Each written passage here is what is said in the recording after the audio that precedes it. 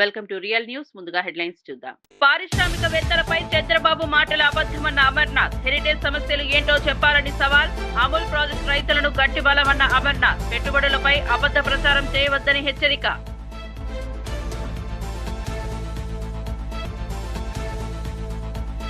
పెట్టుబడుల వికేంద్రీకరణ రాష్ట్ర సమాన అభివృద్ధికి పునాది. ప్రతి జిల్లాకు పరిశ్రమల అవకాశాలు తెలుసుకుంటున్నాయన్న అనురాధ. స్థానిక ఉపాధి పెరుగుతోందన్న ప్రభుత్వ ఆత్మవిశ్వాసం. శ్రీకాకుళం నుంచి కడప వరకు పెట్టుబడుల విస్తరణ. సతీష్ హత్య వెనుక నిజాలు బయటపడతాయన్న మంత్రి పార్థసారథి. కీలక సమాచారం కారణంగానే టార్గెట్ చేశారని ఆరోపణ. సిఐడి వేగంగా పనిచేస్తోందన్న మంత్రి విశ్వాసం. దోషులు ఎంత పెద్దవారైనా శిక్ష తప్పదని స్పష్టం. వైసీపీ పాలనలో పాఠశాలల పతనం దారుణమన్న మంత్రి నారాయణ. మోడల్ స్కూల్ నిర్మించడమే లక్ష్యమని నారాయణ స్పష్టం. మౌలిక సదుపాయాలేమి విద్యార్థుల భవిష్యత్తుకు ప్రమాదమని వెల్లడి. త్వరలోనే ఉపాధ్యాయ నియామకాలు, డిజిటల్ హబ్లు వస్తాయని మంత్రి హామీ. కవిత వ్యాఖ్యలు కాంగ్రెస్ కే లాభం చేస్తున్నాయన్న వివేకానంద. 10 ఏళ్ల పదవిలో కనిపించిన సమస్యలు ఇప్పుడు ఎందుకోని ప్రశ్న. టీఆర్ఎస్ బలహీనపరిచే వ్యాఖ్యలు బాధాకరమన్న వివేకానంద. పార్టీ బలం పెంచే మాటలు అవసరమని వివేకానంద సందేశం. సదస్సు విశాఖలో జరిగిన అభివృద్ధి వికేంద్రీకరణ మాత్రం రాష్ట్రమంతటా విస్తరించేలా ఈసారి సిఐఐ సమ్మిట్లు ఏర్పాట్లు జరిగాయని ఎంపీ కేశినేని శివనాథ్ తెలిపారు. విశాఖ వేదికగా జరిగిన ఈ సదస్సు కేవలం ఒక ప్రాంతానికే పరిమితం కాకుండా పెట్టుబడులు అన్ని జిల్లాలకు చేరేలా రూపకల్పన చేయడం ముఖ్యమని పేర్కొన్నారు. పరిశ్రమలు, సమాచార సాంకేతికం, వ్యవసాయ అనుబంధ రంగాలు, స్టార్టప్లు వీటన్నింటికీ వచ్చిన ప్రతిపాదనలు రాష్ట్రంలోని వివిధ జిల్లాల్లో అభివృద్ధి కేంద్రాలు ఏర్పడడానికి దోహదం చేస్తాయని చెప్పారు. ఇలా వికేంద్రీకరణ జరిగితే ఉపాధి అవకాశాలు స్థానికంగానే లభించడం వల్ల యువత వలసలు తగ్గుతాయని అభిప్రాయపడ్డారు. ప్రభుత్వ పారదర్శక విధానాలు పెట్టుబడిదారుల్లో నమ్మకం పెంచాయని, ఈ వేగంతో ఆంధ్రప్రదేశ్ 4-5 సంవత్సరాల్లోనే పెట్టుబడుల హబ్ గా అవతరించే అవకాశం ఉందని కేశినేని శివనాథ్ విశ్లేషించారు. కొంతమంది వ్యక్తులు గూగుల్ మేము తెచ్చాం, ఇంకొక పరిశ్రమ మేము తెచ్చామని సిగ్గులేని మాటలు చెప్పుకుంటున్నారు. జీవితంలో వీళ్ళు మారరు. వెళ్లిపోయిన ఎన్నో పరిశ్రమలు మళ్ళీ ఆంధ్రప్రదేశ్ రాష్ట్రానికి వస్తున్నాయి.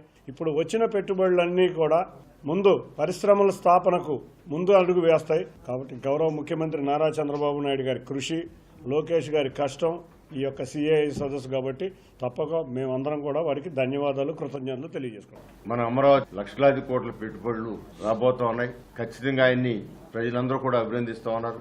అనేకమైన అభివృద్ధి కార్యక్రమాలు, పబ్లిక్ సంక్షేమ కార్యక్రమాలు ఎక్కడా కూడా లోటు లేకుండా 80% పైగా సక్సెస్ఫుల్ గా చేస్తూ ముందుకు వెళ్తున్న ముఖ్యమంత్రి నారా చంద్రబాబు నాయుడు గారు, ఆయనకు తోడుగా అండగా పవన్ కళ్యాణ్ గారు కానీ, లేకపోతే లోకేష్ బాబు గారు కానీ, పైన మోడీ గారు కానీ, వీళ్ళందరి సఖ్యతతో, ఐక్యతతో, ఒకే మాటతో అభివృద్ధి జయంగా, సంక్షేమే జయంగా ముందుకు వెళ్తున్న ఈ నలుగురిని ప్రజలు ఆశీర్వదించమని, కొందరు అబద్దాలు చెప్పి అవాస్తవాలని వెలుగులో తీసుకొచ్చి డిఫరెంట్గా మోల్డ్ చేసి సోషల్ మీడియా ద్వారా తప్పులు జరుగుతున్నాయనే విధంగా ప్రజల్లో కల్పన చేయడానికి చేసే ప్రయత్నాల నుంచి ప్రజలు జాగ్రత్త పడాలని ప్రజలకి మీ ద్వారా విజ్ఞప్తి చేస్తూ, ప్రభుత్వం 10 లక్షల కోట్ల రూపాయలు పెట్టుబడి వస్తాయనుకుంటే 13 లక్షల కోట్ల పెట్టుబడికి ఎంఓఎల్ చేసుకోవడం, 16 లక్షల మందికి ఉద్యోగ అవకాశాలు ఉండడం అనేది నిజంగా ఈ సదస్సు చాలా విజయవంతమైంది. నిజంగా ప్రపంచవ్యాప్తంగా పెట్టుబడి పెడుతున్నారంటే ఇక్కడ ప్రభుత్వం, మా నాయకుడు చంద్రబాబు నాయుడు గారి యొక్క ఆలోచన విధానం కాదు, విజన్ కావచ్చు, కూటమి ప్రభుత్వం యొక్క సరైన పరిపాలన కావచ్చు, ఈరోజు పెట్టుబడి పెట్టడం ముందుకు వస్తా ఉన్నారు. తప్పకుండా రాబోయే రోజుల్లో ఆంధ్ర రాష్ట్రం ప్రపంచ దేశాలు చూసే విధంగా ఎదుగుతూ ఉంది. ప్రత్యేక ముఖ్యమంత్రి నారా చంద్రబాబు గారికి, యువ నాయకుడు నారా లోకేష్ గారికి, నరేంద్ర మోడీ గారికి, పవన్ కళ్యాణ్ ప్రత్యేక ధన్యవాదాలు తెలిసి సెలవు తీసుకున్నాం. అదే వైసీపీ ప్రభుత్వ కాలంలో పాఠశాలలను మూసివేయడం తప్ప అసలు ఎటువంటి అభివృద్ధి జరగలేదని మంత్రి నారాయణ తీవ్రమైన విమర్శలు చేశారు. నెల్లూరు నగరంలోని ప్రభుత్వ పాఠశాలల్లో సుడిగాలి పర్యటన చేసిన ఆయన పాఠశాల స్థితి దారుణంగా మారిందని పేర్కొన్నారు. మౌలిక సదుపాయాలు లేకపోవడం, గదులు చెదిరిపోవడం, తాగునీటి సమస్యలు ఇవన్నీ వైసీపీ పాలన నిర్లక్ష్యానికి నిదర్శనమని అన్నారు. స్కూళ్లలో విద్యార్థుల సంఖ్య తగ్గిపోవడం కూడా గత ప్రభుత్వ విఫలమేనని ఆయన చెప్పారు. విద్యను మెరుగుపరచాలంటే సదుపాయాలు, ఉపాధ్యాయుల నియామకాలు, డిజిటల్ లెర్నింగ్ సెంటర్లు అత్యవసరమన్నారు. ప్రస్తుత కూటమి ప్రభుత్వం ఈ అంశాలను అత్యంత ప్రాధాన్యంతో తీసుకుని ప్రతి ప్రభుత్వ పాఠశాలను మోడల్ స్కూల్ గా మార్చే ప్రణాళిక చేపట్టిందని చెప్పారు. పిల్లల భవిష్యత్తు కోసం ప్రభుత్వం తీసుకుంటున్న నిర్ణయాలు రాబోయే రోజుల్లో ఫలితమిస్తాయని నారాయణ నమ్మకం వ్యక్తం చేశారు. చేస్తాను ఉద్దేశం లేదు. అయితే ఎలక్షన్స్ ముందు విఆర్ఐ స్కూల్ని వెంటనే ఓపెన్ చేస్తానని చెప్పాను. మాట ప్రకారం దాన్ని చక్కగా ఒక ఇంటర్నేషనల్ స్టాండర్డ్లో దాన్ని డెవలప్ చేసి ఓపెన్ చేశాం. అదేవిధంగా నెల్లూరులో 54 స్కూల్స్లో హై స్కూల్స్ని కూడా మోడర్నైజ్ చేయాలా. ఇప్పుడు కొన్నిట్లో 6 నుంచి 10 ఉన్నాయి, కొన్ని 1 to 6 ఉండే. అలా కాకుండా 1వ తరగతి నుంచి 10వ తరగతి దాకా ఉండేటట్టుగా చేయాలనే ఉద్దేశంతో నేను అనేక మంది దాతల్ని రిక్వెస్ట్ చేశాను. వాళ్ళందరూ కూడా ముందుకు వచ్చారు. వేమిరెడ్డి ప్రభాకర్ రెడ్డి గారు ఆర్ఎస్ఆర్ స్కూల్ తీసుకున్నారు, డిఎస్ఆర్ సుధాకర్ రెడ్డి వాళ్ళు మూలాపేట స్కూల్ తీసుకున్నారు, ఒక స్కూల్ నుంచి వచ్చి ఎంపీ పేద మస్తాన్ రావు గారు తీసుకున్నారు, మరొక స్కూలు ఏఎంఆర్ గారు తీసుకున్నారు, జిగ్మా అనే కంపెనీ వాళ్ళు వాళ్ళొక స్కూల్ తీసుకున్నారు.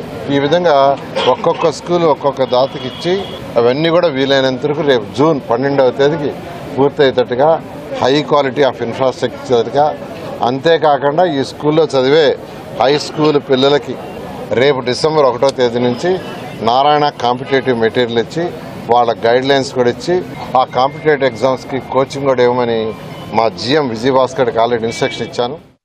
దశాబ్దం పాటు కేసీఆర్ నాయకత్వంలో ఎంపీ ఎమ్మెల్సీ పదవులు అనుభవించిన కవితకు అప్పట్లో సమస్యలు కనిపించలేదా? ఇప్పుడు అకస్మాత్తుగా ఎందుకు సమస్యలు గుర్తొస్తున్నాయో ప్రశ్నలు ప్రశ్నించాలన్నారు ఎమ్మెల్యే కేపీ వివేకానంద. బీఆర్ఎస్ నాయకులపై కవిత చేస్తున్న విమర్శలు కాంగ్రెస్ కు లాభం చేకూర్చేలా ఉన్నాయని ఆయన తీవ్రంగా ఖండించారు. ప్రస్తుత కాంగ్రెస్ పాలనలో జరుగుతున్న అన్యాయాలు, అరాచకాలు, నియామకాల్లో గందరగోళం, గ్యారంటీల వైఫల్యాలు ఇవన్నీ ప్రజలు ఎదుర్కొంటున్నప్పటికీ కవిత ఒక్క మాట కూడా మాట్లాడకపోవడం ఆశ్చర్యమని చెప్పారు. గత ప్రభుత్వంపై పాత ఆరోపణలు లేవనెత్తుతూ ప్రస్తుత పాలన వైఫల్యాలను కప్పిపుచ్చే ప్రయత్నం జరుగుతుందనే భావన ప్రజల్లో స్పష్టంగా కనిపిస్తోందని అన్నారు. బీఆర్ఎస్ శ్రేణులు కష్టపడి నిలబెట్టిన పార్టీపై ఇలాంటి వ్యాఖ్యలు చేయడం బాధాకరమని, నాయకులు పార్టీ బలం పెంచేలా మాట్లాడాలని కాకుండా ప్రత్యర్థులకు లాభం చేకూర్చే వ్యాఖ్యలను నివారించాలని కేపీ వివేకానంద సూచించారు. సంతోషపెట్టడానికి, ఎవరికి ప్రయోజనం కలిగించడానికి, ఏ పార్టీకి లాభం చేకూర్చడానికి ఈ వ్యాఖ్యలు చేస్తుందో ఒక్కసారి కవితక్క గారు ఆత్మవిమర్శ చేసుకోవాల్సిన అవసరం ఉందని చెప్పేసి ఈరోజు బీఆర్ఎస్ పార్టీ అభిప్రాయపడతా ఉన్నది. మరి వారు ఎందుకేమో అర్థం కాలేదు. మన జూబ్లీహిల్స్ ఎన్నికల్లో బీఆర్ఎస్ పార్టీ కార్యకర్తలు తమ ప్రాణాల సైతం లెక్క చేయకుండా ప్రాణాలొడ్డి ఎంతో పోరాడి గెలుపుకి పోరాటం చేసినటువంటి ఒక ప్రయత్నాన్ని తప్పుపడుతూ వారు చేస్తున్నటువంటి కవిత గారు చేసిన వ్యాఖ్యల్ని మరి చాలా బాధ కలిగించిందని చెప్పేసి సందర్భంగా నేను మనవి చేస్తా ఉన్నాను. ఇది నిజంగా వాస్తవానికి మరి కవిత గారే మాట్లాడుతున్నారా లేకపోతే మాట్లాడిపిస్తున్నారని అర్థం కాని పరిస్థితి ఉన్నది. ఇది మంచి సాంప్రదాయం కాదు. వారి యొక్క వ్యక్తిత్వానికి, వారి యొక్క నాయకత్వ లక్ష్యాలకి గత 20 సంవత్సరాలుగా తను ఏర్పాటు చేసుకున్న ఇమేజ్ ని తీవ్రంగా దెబ్బతీస్తున్నాయి తన వ్యాఖ్యల ద్వారా అని చెప్పి స్పష్టంగా తెలియజేస్తా ఉన్నాను. అసలు ప్రభుత్వంలో ఎవరున్నారు? కాంగ్రెస్ పార్టీలో మంత్రులు కొట్టుకొస్తా ఉన్నారు. డబ్బుల పంపిణీలు ఎంత పెద్ద ఎత్తున ఆరోపణలు జరుగుతా ఉన్నాయి. ముఖ్యమంత్రికి మంత్రులు గొడవలు జరుగుతా ఉన్నాయి. ముఖ్యమంత్రి కుటుంబ సభ్యులకి కింద అధికారులకు మంత్రులు గొడవలు జరుగుతా ఉన్నాయి. ఇంత పెద్ద ఎత్తున జరుగుతా ఉంటే, ప్రభుత్వంలో జరుగుతా ఉంటే ఒక పల్లెత్తు మాట కూడా మాట్లాడకుండా గతంలో పనిచేసేటువంటి మంత్రులపైన, మంత్రి మండలిపైన తన ఆరోపణలు ఈ సందర్భంగా చేయడం చూస్తా ఉంటే ఆశ్చర్యం కలిగిస్తా ఉంది. అంతేందుకు, మొన్న జూబ్లీహిల్స్ ఎన్నికల్లో కాంగ్రెస్ పార్టీ చేసినటువంటి అరాచకాలు, వారి యొక్క అధికార దుర్వినియోగము, వారి యొక్క రౌడీజము ఎత్తి చూపడానికి అస్సలు ఇష్టపడలేదే. అసలు అర్థమే కావట్లేదు. అది కాకుండా మా పార్టీ పైన వ్యంగ్యాస్త్రాలు, అరే అసలు ఎందుకు సెటైర్లు మా పైన వేస్తూ ఎవరు సంతోషపెట్టడానికి మరి మాట్లాడుతున్నారు అర్థమవుతలేదు. కాంగ్రెస్ పార్టీతోని చేతులు కలుపుకొని కాంగ్రెస్ పార్టీ నెరేటివ్ లో మీ ట్రాప్ లో పడి మమ్మల్ని ఈ రకంగా దూషిస్తే చాలా బాధను కలిగిస్తూ ఉంది. దీన్ని ఖండించాల్సినటువంటి బాధ్యత మా పార్టీ పైన ఉన్నది. ప్రతి ఒక్క కార్యకర్త, నాయకుడు వీరందరూ కూడా బాధపడుతున్న సంగతి సందర్భంగా మనం చేస్తా ఉన్నాను. ఒకటి స్పష్టంగా తెలుస్తా ఉంది, వారు మాట్లాడిన మాటల్లో కాంగ్రెస్ పార్టీకి లాభం చేకూర్చే విధంగా స్పష్టంగా కనపడతా ఉన్నది. ఈరోజు కేసీఆర్ గారి నాయకత్వం లేక తెలంగాణ ప్రజానీకం అంతా కూడా అయోమయ పరిస్థితుల్లో ఆగమాగం అయిపోయి ఇబ్బందులు పడుతున్నటువంటి పరిస్థితి. ఈరోజు తెలంగాణ రాష్ట్రంలో చిన్న స్థాయి కార్యకర్తల నుంచి పెద్ద స్థాయి ఫిరాయింపు ఎమ్మెల్యేలపై వచ్చే వారం లోపలే స్పీకర్ నిర్ణయం తీసుకోవాలని సుప్రీంకోర్టు ధర్మాసనం స్పష్టంగా తెలిపిందని న్యాయవాది మోహిత్ రావు వెల్లడించారు. స్పీకర్ నిరంతరం ఆలస్యం చేస్తూ కేసులో పెండింగ్ లో ఉంచడం కోర్టు ఆదేశాలను ధిక్కరించినట్లేనని ధర్మాసనం హెచ్చరించింది. ప్రజాస్వామ్యంలో ప్రజలు ఎన్నుకున్న ప్రతినిధులు పార్టీలు మార్చడం అభిప్రాయానికి వ్యతిరేకమని, ఇలాంటి అంశాలను వేగంగా పరిష్కరించాల్సిన బాధ్యత స్పీకర్పై ఉందని కోర్టు స్పష్టం చేసినట్లు మోహిత్ రావు చెప్పారు. ఫిరాయింపును నిరోధించే చట్టాలు ఉన్నా నిర్ణయాలు ఆలస్యమైతే వాటి ప్రయోజనం కోల్పోతుందని ఆయన పేర్కొన్నారు. కోర్టు హితవు నేపథ్యంలో ఇప్పుడు స్పీకర్ చర్యలు మరింత కీలకమైపోయాయి. ప్రజాస్వామ్య వ్యవస్థ పట్ల గౌరవం ఉంటే నిర్ణయాలు పారదర్శకంగా వేగంగా రావాల్సిన అవసరం ఉందని మోహిత్ రావు తెలిపారు. ఈ 3 కేసెస్ ఈరోజు సుప్రీంకోర్టు టేకప్ చేసింది. సుప్రీంకోర్టు టేకప్ చేసినాక వాళ్ళు ఒక 4 వారాల గడువు అడగడం జరిగింది. దానికి చీఫ్ జస్టిస్ గారు కొద్దిగా షార్ప్గా రియాక్ట్ అయ్యి on the face it is contempt, మీకు ఎందుకు ఇవ్వాలి టైం ఇంకా అని అన్నారు. దానికి వాళ్ళు 4 వారాలు ఇస్తే మేము అన్నీ కంప్లీట్ చేస్తామని చెప్పడం జరిగింది. కానీ దానికి chief justice of India notice ఇచ్చి కంటెంప్ట్ పిటిషన్లో యాజ్ వెల్ యాజ్ రిట్ పిటిషన్లో నోటీస్ ఇచ్చి వారం లోపల మీరు డిసైడ్ చెయ్యండి అని స్పెసిఫిక్గా చెప్పడం జరిగింది. వారం లోపల డిసైడ్ చేయకపోతే చట్టం తాని పని తను చేసుకుని పోతుందని చెప్పడం జరిగింది. అలా చెప్పి 4 వీక్స్ తర్వాత కేసెస్ పెట్టారు. ఈ రిజల్ట్ అంతే చెప్పమని చెప్పడం జరిగింది. నోటీసు 4 వీక్స్లో జవాబు చెప్పాలి. నోటీస్కి జవాబు లేదు, ఇక్కడ జవాబు ఏంటి లేదు. కేసెస్ నోటీస్ ఇష్యూ చేసి 4 వీక్స్ తర్వాత పెట్టారు. ఒకవేళ కనుక ఈ 4 వారాల లోపల దర్యాప్తు జరగకపోతే ఫామ్ 1 కంటెంప్ట్ ఆఫ్ నోటీస్ కింద ఫామ్ 1 ఇష్యూ చేసి దాని నెక్స్ట్ స్టెప్స్ తీసుకోవడం జరుగుతుంది. అంటే వారం అంటున్నారు, 4 వారం లోపల స్పెసిఫిక్గా చెప్పారు వారం లోపల డిసైడ్ చేయండి అని. కానీ మ్యాటర్స్ 4 వీక్స్ తర్వాత పోస్ట్ చేశారు. ఒకవేళ ఈ నిర్ణయం వారం రోజుల్లోగా ఈ విచారణ పూర్తి కాకపోతే కోర్టు ధిక్కరణ కింద ఎటువంటి చర్యలు ఉండే అవకాశం ఉంది? ఆల్రెడీ ఒక కేసు ఉందండి, మనీలాల్ సింగ్ అని. దాని కింద ఇట్లనే కోర్టు ధిక్కరణ చేస్తే జైలు కూడా పంపించడం జరిగింది. స్పీకర్ని పంపిస్తారు, ఎవరైనా పంపించవచ్చు అండి. Is a citizen of India. After that ఈ స్పీకర్. ఇక్కడ స్పీకర్ కాదు, ఇక్కడ కన్ఫ్యూజన్ ఏంటంటే అందరు స్పీకర్ అనుకుంటున్నారు. స్పీకర్ కాదు, తను ఒక tribunal chairman. So tribunal chairman వారు హైకోర్టుకి సుప్రీంకోర్టుకి వాళ్ళు అనుకునే ఉంటారు. They are not supreme and they are not above the law. Sir ఈ 10 మంది ఎమ్మెల్యేలలో 8 మంది విచారణ జరిగింది. సో దీనికి సంబంధించినటువంటి విచారణ విషయంలో మీకున్నటువంటి విచారణకు సంబంధించినటువంటి అంశాలు ఏమున్నాయి? అంటే కోర్టు ముందు జరిగినటువంటి సందర్భంగా 10 కేసులలో మేము ఒక టేబుల్ ఇవ్వడం జరిగింది కోర్టుకి. 10 కేసులలో 4 కేసుల్లో విచారణ 24/10/2025కి పూర్తి చేయడం జరిగింది. కానీ దానికి జడ్జిమెంట్ ఇప్పటివరకు ఇవ్వలేదు, 3 వారాలు అయినా కూడా. మిగతా 4 పిటిషన్లు నిన్న సాటర్డే రోజు ఎవిడెన్స్ కంప్లీట్ చేయడం జరిగింది. మిగతా 2 పిటిషన్లు కడియం శ్రీహరి గారు అండ్ దానం నాగేందర్ గారు వాళ్ళవైతే ఇప్పటివరకు ముట్టుకోలేదు. అది కూడా ప్రస్తావించడం జరిగింది కోర్టు ముందు. కోర్టు అది కూడా పనిలోకి తీసుకున్న తర్వాత మీరు ఇన్ని రోజులైనా కౌంటర్ వేయకుండా కూడా అడ్వర్స్ ఇన్ఫరెన్స్ డ్రా చేయమని ఆల్రెడీ జడ్జిమెంట్లో చెప్పారు. ఎవరైనా ప్రొటెక్ట్ చేయడం జరుగుతాయి, డిలే చేయడం జరుగుతాయి. అది ఉన్నప్పటికీ కూడా మీరు ఎందుకు ఏం యాక్షన్ తీసుకోలేని కూడా అడగడం జరిగింది. That is up to for మేము చెప్పి వాళ్ళు counter deliberate violation of the order of the supreme court. Assembly కార్యదర్శి ముందే 25 అక్టోబర్ నిర్ణయం తీసుకుంటే అసెంబ్లీ స్పీకర్ కార్యాలయం నుంచి అఫిడవిట్ ఫైల్ చేయాల్సి ఉంటుందా, లేక డైరెక్ట్ గా 4 వీక్స్ కే మ్యాటర్ హియరింగ్ ఉంటుంది? వాళ్ళు 1 వీక్లో తీసుకుంటే వాళ్ళు నెక్స్ట్ డేట్ ఏదైతే రోజు కేసు మళ్ళీ లిస్ట్ అవుతుందో చెప్పొచ్చు, వచ్చి మేము ఆల్రెడీ డిసైడ్ అయ్యింది కేసెస్ అని చెప్పొచ్చు. ఈలోగా జడ్జిమెంట్ ఇవ్వాల్సి ఉంటుందా speaker has to decide everything with in 1 week అని చెప్పడం జరిగింది క్లియర్గా. ఒకవేళ కనుక వారంలో అన్ని డిసైడ్ చేయకపోతే విల్ ఫేస్ కంటెంప్ట్ అని కూడా చెప్పడం జరిగింది. ఈ రోజువారీ విచారణ జరపమని కూడా ధర్మాసనం వ్యాఖ్యలు చేసింది కదా, అందులో మిగతా ఇద్దరు కూడా వాళ్ళు ఒకవేళ రోజువారీ విచారణ. కేటీఆర్ ఓడిపోయినా అహంకారం బలుపు తగ్గలేదని కాంగ్రెస్ నేత అడ్డు సింహం దయాకర్ విమర్శించారు. ప్రజలు స్పష్టంగా తీర్పునిచ్చినా కేటీఆర్ ఇంకా పాత అహంకార ధోరణి కొనసాగిస్తున్నారని అన్నారు. ఎన్నికల్లో ప్రజలు విశ్వాసం కోల్పోవడానికి కారణం నాయకుడు వైఖరేనని వ్యాఖ్యానించారు. ఓటమి సొనార్సి ఇంట్రోస్పెక్షన్ చేయాల్సిన సమయం వచ్చినా కేటీఆర్ మాత్రం విమర్శలే చేస్తూ ప్రజలను తప్పుదారి పట్టించే ప్రయత్నం చేస్తున్నారని మండిపడ్డారు. రాష్ట్ర ప్రయోజనాల కన్నా కుటుంబ ప్రయోజనాలను ముందుకు పెట్టే నాయకత్వం ఎంతకాలం సాగదో ప్రజలే చూపించారని దయాకర్ పేర్కొన్నారు. కొత్త ప్రభుత్వంపై నిరాధార విమర్శలు చేసి రాజకీయ ప్రయోజనం పొందాలనుకునే ప్రయత్నం ప్రజల్లో పనిచేయదని స్పష్టం చేశారు. నేత ఓడిపోయినా వినయం పెరగాలి కానీ కేటీఆర్ వైఖరిలో మార్పు కనిపించకపోవడం విచారకరమని దయాకర్ అన్నారు. ఉపయోగపడనే విధంగా తీర్పునిచ్చిన పరిస్థితి మనం గమనించినాం. ఇది Congress party comprehensive election strategy అని కూడా మనం చెప్పుకోవచ్చు. అంటే మా నాయకులకు అందరికి కూడా ఇది ఒక మంచి ప్రాక్టీస్ గా ఉంటది. కాబట్టి ఇక్కడ ఇటువైపు లీడర్లెస్ పార్టీ, క్యాడర్లెస్ బూతులు అన్ని కూడా తేలిపోయినాయి. ఊరికనే సోషల్ మీడియాతోనో లేకపోతే ట్రోల్స్ తోనో అబద్ధాలను ప్రచారం చేసి గెలవచ్చు అనుకున్న టీఆర్ఎస్, బీఆర్ఎస్ ఇలా ఏ విధంగా చతికిలబడ్డ దాన్ని కూడా ఓడిపోయి కూడా వాళ్ళకి ఇంకా బలుపు అహం తగ్గినట్టుగా మనకు కనపడదు. కాబట్టి అలా వాళ్ళు ఎట్లా ఉన్నా కాంగ్రెస్ పార్టీ అభివృద్ధి మీద సంక్షేమం మీద ముందుకు పోతుంది.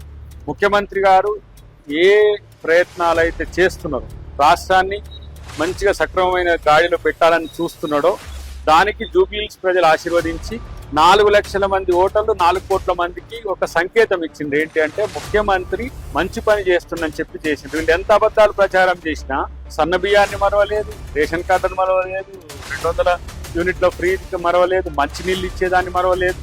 రేపు మళ్ళీ నవీన్ యాదవ్ని గెలిపిస్తే మరింత హైదరాబాద్ జూబ్లీహిల్స్ పేరు మీద హైదరాబాద్ మేలు చేస్తారని నమ్మిండ్రు. కాబట్టి వాళ్ళు హైడ్రా అని ప్రచారం చేసిండ్రు, మూసీ అని ప్రచారం చేసిండ్రు. ఏది చేసినా వాళ్ళని మూసీలో గట్టిగా భరిస్తున్నది. కాబట్టి కాంగ్రెస్ కు ఇది ఈ విజయము ఒక బాధ్యతను పెంచింది. డెఫినెట్ గా హైదరాబాద్ ఫోర్త్ సిటీనే కాదు, లేకపోతే ఇలా ముఖ్యమంత్రిగా ఆలోచిస్తున్న హైదరాబాద్ సర్వతోముఖ అభివృద్ధికి చేయబో. ఎన్నికల సంఘం పూర్తిగా నిక్షిప్తపాతంగా వ్యవహరించాల్సిన అత్యున్నత సంస్థ అయినా ప్రస్తుత పరిస్థితుల్లో అది బీజేపీ అనుబంధ సంస్థల్లా వ్యవహరిస్తోందని రాష్ట్ర రవాణా మరియు బీసీ సంక్షేమ శాఖ మంత్రి పొన్నం ప్రభాకర్ తీవ్ర విమర్శలు చేశారు. ప్రజాస్వామ్యంలో ఎన్నికల సంఘం పాత్ర అత్యంత పవిత్రమైందని, రాజకీయ ఒత్తిళ్లకు లోను కాకుండా పనిచేయాల్సిన బాధ్యత ఉందని గుర్తు చేశారు. అయితే కేంద్రంలోని బీజేపీ ప్రభుత్వం తీసుకునే నిర్ణయాలకు అనుగుణంగా ఎన్నికల సంఘం పనిచేస్తోందనే భావన ప్రజల్లో ఏర్పడడం దురదృష్టకరమని అన్నారు. ఎన్నికలు నిజాయితీగా జరగాలంటే నిబంధనలు అందరికీ సమానంగా వర్తించాలి. కానీ బీజేపీ నేతలపై వస్తున్న ఫిర్యాదులు పట్టించుకోకపోవడం, ప్రతిపక్షాలపై మాత్రం వేగంగా చర్యలు చేపట్టడం ప్రజాస్వామ్యాన్ని బలహీనపరుస్తోందని చెప్పారు. ఎన్నికల వ్యవస్థపై ప్రజల్లో నమ్మకం నిలవాలంటే ఎన్నికల సంఘం తన ధోరణిని మార్చుకుని స్వతంత్రంగా ధైర్యంగా వ్యవహరించాలని పొన్నం ప్రభాకర్ డిమాండ్ చేశారు. పాల్పడుతుందో అనేక సందర్భాల్లో అనేక రాష్ట్రాల్లో రాహుల్ గాంధీ గారి ఆధారాలతో నిరూపించినారు. అయినప్పటికీ కూడా దున్నపోతు మీద వానబడ్డట్టుగా భారతీయ జనతా పార్టీకి సంబంధించి నాయకత్వం ప్రజాస్వామ్యాన్ని కాపాడాలనేటువంటి ఆలోచన వైపు కూడా చూడకుండా ఎంతసేపు అధికారంలోకి రావడానికి వీలున్నన్ని అక్రమ మార్గాలను తొక్కుతూ ప్రజాస్వామ్యాన్ని కూడు చేస్తూ ఓటర్లకు సంబంధించినటువంటి అనేకమైనటువంటి తొలగింపులకు లేదా ఇతరత్ర అక్రమాలకు పాల్పడుతున్నటువంటి పరిస్థితి చూస్తా ఉన్నాం. అందుకే ఈరోజు దేశవ్యాప్తంగా ప్రజాస్వామ్యాన్ని రక్షించే పార్టీగా ఆనాడు స్వాతంత్ర ఉద్యమంలో స్వాతంత్రాన్ని సాధించడానికి దీర్ఘకాలిక పోరాటం చేసి ప్రాణాలు అర్పించినటువంటి త్యాగమూర్తుల వారసత్వంలో ఉన్నటువంటి పార్టీ మళ్ళీ ప్రజాస్వామ్యాన్ని కాపాడుకోవడానికి భవిష్యత్తు సమాజంలో న్యాయం జరగాలి, ప్రజాస్వామ్య విలువలతో భారతీయ ప్రజాతంత్ర వ్యవస్థ నడవాలనేటువంటి ఆలోచనతో రాహుల్ గాంధీ గారి నాయకత్వంలో దేశంలో ఒకే ఒక్క మగాడిగా ఈరోజు ఓటు చోరీ మీద గొంతెత్తి లేపడతా ఉన్నాడు. వారికి అండగా ఉండేటువంటి బాధ్యత ఈరోజు తెలంగాణ రాష్ట్ర విభజన కాంగ్రెస్ మీద కూడా ఉంది. మీరంతా కూడా ఒక సైనికుల్లాగా ఆనాడు మనకు స్వతంత్ర ఉద్యమంలో పాల్గొనే అవకాశం రాలే. కానీ ఈరోజు ఈ యొక్క ప్రజాస్వామిక భారతదేశంలో ప్రజాస్వామ్యం కూని అవుతా ఉంటుంటే, రాజ్యాంగ విలువల్ని మారుస్తూ ఉంటుంటే, రాజ్యాంగాన్ని మార్చే ప్రయత్నం చేస్తూ ఉంటుంటే ఒక యువజన కాంగ్రెస్ నాయకుడిగా సోదరుడిగా అటువంటి అంశానికి వ్యతిరేకంగా మనకు శక్తి ఉన్నంత వరకు పోరాడాలని సందర్భంగా కోరుతా ఉన్నా. ఇది మన బాధ్యత. మనకు వారసత్వంగా కాంగ్రెస్ పార్టీ ఇచ్చినటువంటి జాతీయ విధానం ప్రజాస్వామిక ఆలోచనలతో ఉన్నటువంటి ఒక ఆలోచన విధానం. అందుకే దయచేసి నేను ఈ సందర్భంగా ఎక్కువసేపు మాట్లాడకుండా మీ అందరికీ మనస్ఫూర్తిగా కోరుతా ఉన్నా, ఎట్టి పరిస్థితుల్లోనూ ప్రజాస్వామ్యాన్ని కాపాడడానికి దేశంలో ఉన్న ప్రతి పౌరుడు తన ఓటు విలువ ఏమిటో అర్థం చేసుకుని దానిని బాధ్యతగా వినియోగించాలని TPCC chief MLC Mahesh Kumar Goud అన్నారు. ఓటు హక్కు ప్రజాస్వామ్యంలో అత్యంత శక్తివంతమైన సాధనమని, ఒక్క ఓటు కూడా దేశ దిశను మార్చగల సామర్థ్యం కలిగి ఉందని ఆయన పేర్కొన్నారు.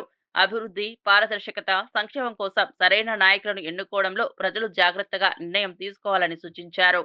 సమాజ సమస్యలను పరిష్కరించాలంటే ప్రజలే ముందుకు వచ్చి తమ ఓటు ద్వారా బాధ్యత గల ప్రభుత్వాలను ఏర్పాటు చేయాలని చెప్పారు. ఓటు కేవలం హక్కు మాత్రమే కాకుండా దేశ భవిష్యత్తును నిర్ధారించే పవిత్రమైన బాధ్యత అని మహేష్ గౌడ్ తెలిపారు.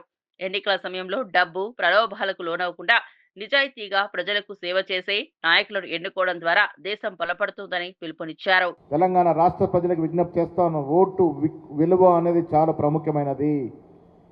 చదువుకున్నవాడు యువకులు బయటకు వచ్చి ఓటేయకుంటే అనర్థాలు జరిగేటువంటి అవకాశం ఉంటుంది. కాబట్టి ఓటు విలువను తెలుసుకోవాల్సిందిగా నేను ఈ రాష్ట్ర ప్రజలకి, దేశ ప్రజలకి, ముఖ్యంగా యువతకి పిలుపునిస్తా ఉన్నాను.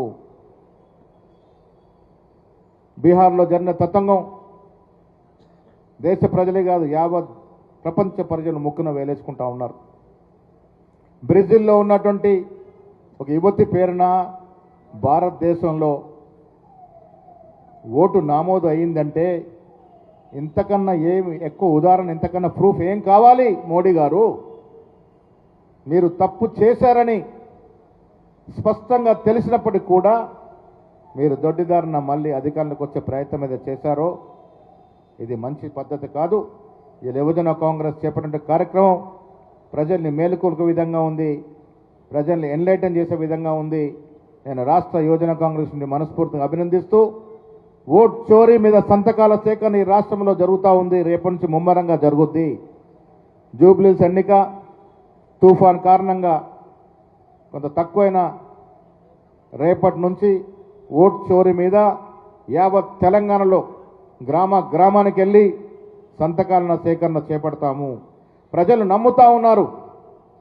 ఓట్ చోరీ దేశంలో జరిగింది, ఓట్ల అవకతవకలు జరిగినాయి. మోడీ, అమిత్ షా ఇద్దరు కలిసి ఇలా బీహార్లో అధికారం తీసుకొచ్చినారంటే ఓట్ చోరీ వల్లనే అనేటువంటి విషయాన్ని మెజార్టీ ప్రజలు నమ్ముతా ఉన్నారు. తెలంగాణలో కూడా ఆ మాట మీద నమ్మకం సంతకాలు చేస్తూ ఉన్నారు. భవిష్యత్తు యువతది. ప్రజాస్వామ్యబద్ధంగా ప్రజలు కోరుకున్న ప్రభుత్వాలు ఎన్నిక కావాలి. ప్రజలు ఆశలు ఆకాంక్షల మేరకు ఎన్నికలు జరగాలి.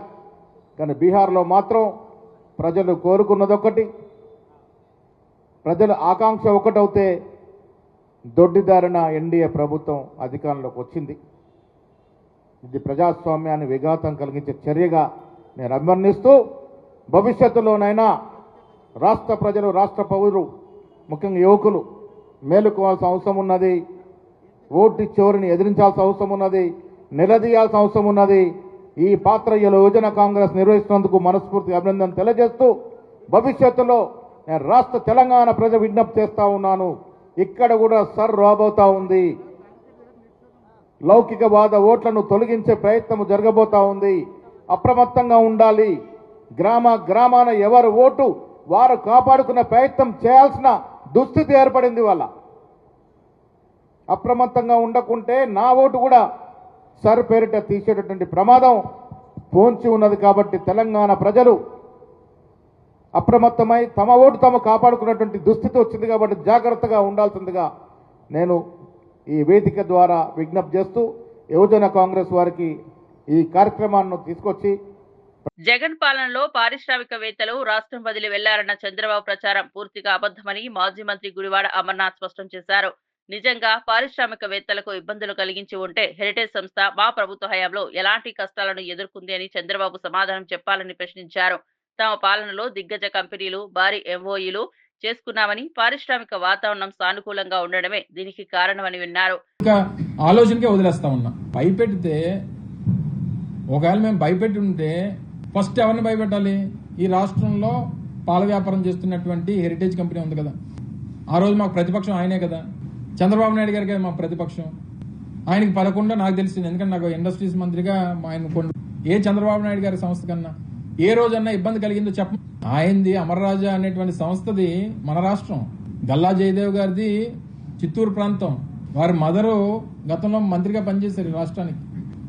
అంటే రిలయన్స్ ఏదైనా సంస్థ విశాఖపట్నంలో ఆంధ్రప్రదేశ్ లో పెట్టడానికి వస్తే ఆయన గుజరాత్ నుంచి మహారాష్ట్ర నుంచి పారిపోయి వచ్చినట్ట. అది ఇది విస్తరణ అంటారు దీన్ని. వాళ్ళు చేస్తే విస్తరణ, మేము చేస్తే వెళ్ళిపోవడం. ప్రామిస్ ఏంటంటే జగన్మోహన్ రెడ్డి గారి పాదయాత్రలో పాడి పరిశ్రమ మీద ఆధారపడి ఉన్నటువంటి రైతులు వారు చేస్తున్నటువంటి సప్లై చేస్తున్నటువంటి పాలకి సరైనటువంటి రేట్ రావట్లేదు. ఆ రేటు వీరంతా కూడా కొల్యూడ్ అయ్యి కావాల్సినటువంటి రింగ్ అయిపోయి రేటు తక్కువ చేసి ఇస్తున్నారనేటువంటి ఉద్దేశంతో ₹4, ₹5 పెంచి ఆ రోజు అమూల్ సప్లై చేసినటువంటి వారికి ఇచ్చారు. తప్పే ఉంది. అంటే రైతులకి మేలు చేయమంటారా, లేకపోతే ఇన్వెస్టర్స్ కి మేలు చేయమంటారా? అంటే నువ్వు ఉంటే ఏం చేస్తావు జనరల్ గా? జనరల్ మా వాదన ఇది, మా ప్రభుత్వం తాలూ పాలసీ ఇది. దెబ్బతీసే మాకెందుకు, ఎవరిని ఎందుకు? ఒక వ్యాపారం పెడితే ఇంకో వ్యాపారం దెబ్బతీస్తుందండి. అలాగేం రూల్ లేదు కదా.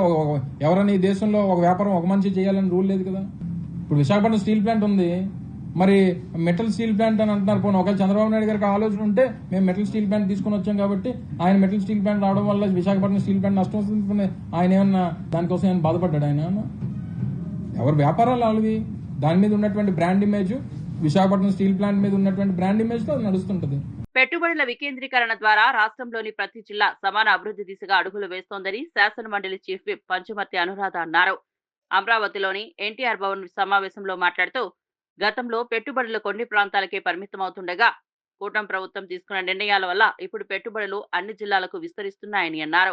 పరిశ్రమలు, స్టార్టప్లు, ఐటీ కంపెనీలు, తయారీ రంగం అన్ని రంగాల్లో పెట్టుబడిదారులు వివిధ జిల్లాలను కోరుకుంటుండడం రాష్ట్ర అభివృద్ధికి గొప్ప సంకేతమని తెలిపారు. ఈ వికేంద్రీకరణ వల్ల యువతకు స్థానికంగా ఉపాధి అవకాశాలు పెరుగుతాయని, వలసలు తగ్గుతాయని అన్నారు. రాజధానికి మాత్రమే కాకుండా శ్రీకాకుళం నుంచి కడప వరకు ప్రతి జిల్లాలో పరిశ్రమలు నెలకొల్పేందుకు సదస్సుల ద్వారా సమగ్ర ప్రణాళిక అమలవుతోందని చెప్పారు. అభివృద్ధి సమానంగా విస్తరించాలంటే పెట్టుబడుల వ్యాప్తి తప్పనిసరి అని ప్రభుత్వం ఈ దిశగా దృఢంగా ముందుకు సాగుతోందని పంచుమర్తి అనురాధ స్పష్టం చేశారు. ప్రజలకు కూడా ఈ విషయం అందరికీ కూడా తెలియాలి. అంతకుముందు 2014-19 మధ్య అనేక పరిశ్రమలు రావడం జరిగింది. 5.5 లక్షల ఉద్యోగాలు యువతకి ప్రత్యక్షంగా నారా చంద్రబాబు నాయుడు గారు కల్పించడం జరిగింది.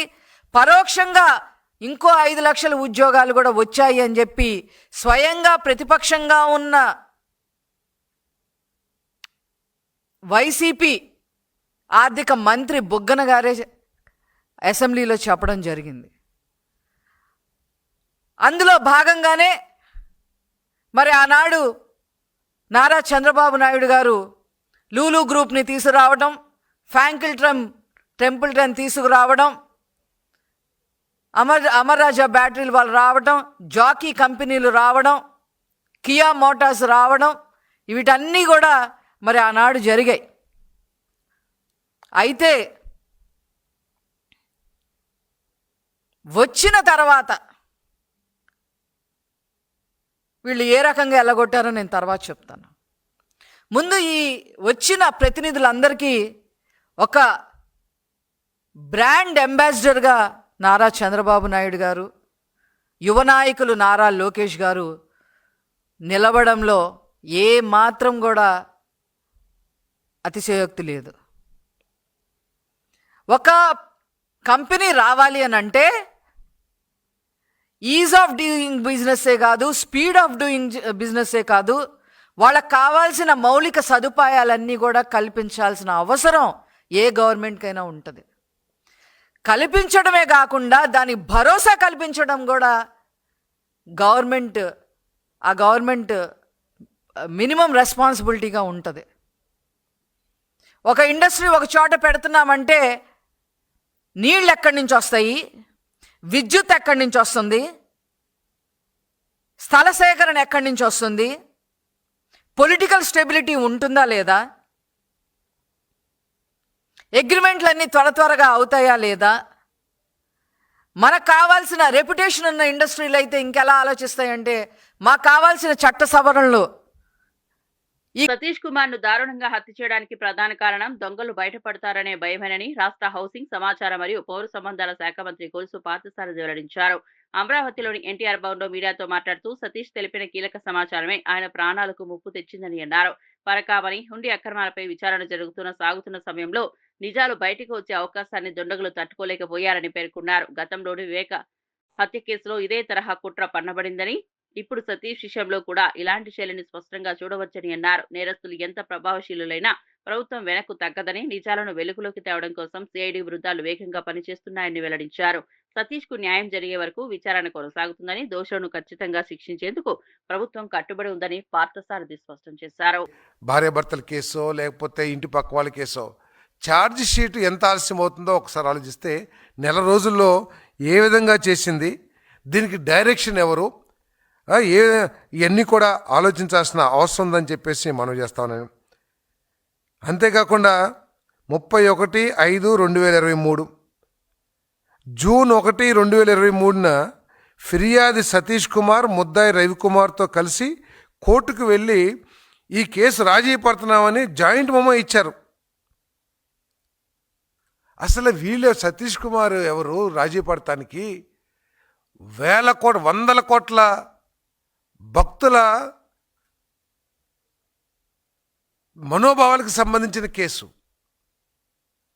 దీనికి సతీష్ కుమార్ ఎవడు రాజీ పడటానికి ఆయన సొంత ఆస్తి? బులెటిన్ ముగించే ముందు హెడ్లైన్స్ మరోసారి చూద్దాం. పారిశ్రామికవేత్తలపై చంద్రబాబు మాటలు అబద్ధమన్న అమర్నాథ్. హెరిటేజ్ సమస్యలు ఏంటో చెప్పాలని సవాల్. అమూల్ ప్రాజెక్టు రైతులను గట్టి బలమన్న అమర్నాథ్. పెట్టుబడులపై అబద్ధ ప్రచారం చేయవద్దని హెచ్చరిక.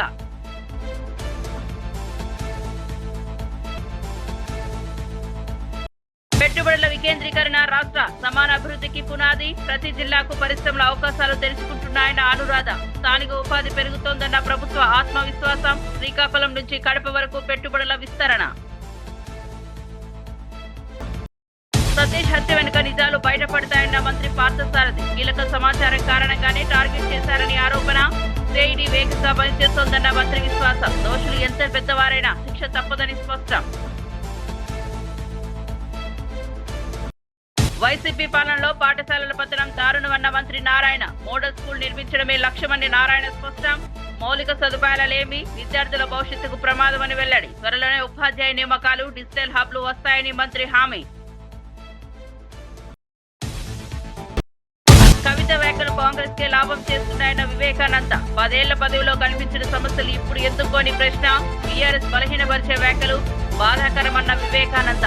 పార్టీ బలం పెంచే మాటలు అవసరమని వివేకానంద సందేశం. ఈనాటి వార్తా విశేషాలు మరో బులెటిన్లో మళ్ళీ కలుద్దాం. నమస్కారం.